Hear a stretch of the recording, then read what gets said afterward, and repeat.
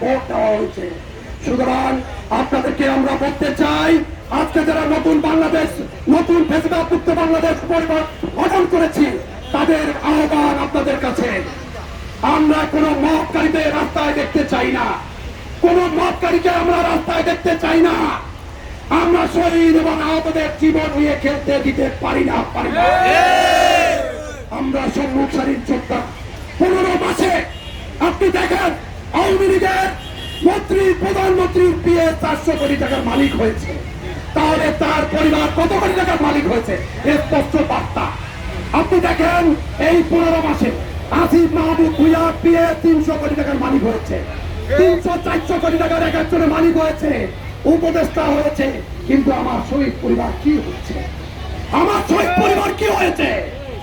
তাদের কথা কি ভেবেছিল তারা? এই আহতদের কি ভেবেছিল তারা?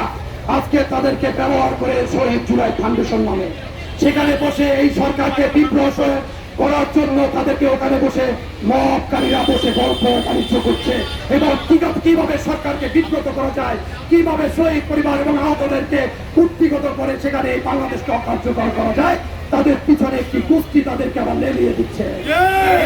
প্রিয় সহযোদ্ধারা, প্রিয় সাংবাদিক সমাজ, আপনারা দেখুন আজকে 3 দিনের অনশনের নামে 10-15 জন লোক নিয়ে শাহবাগের মোড় বসে আছে, রাজু ভাস্কর্যে বসে আছে।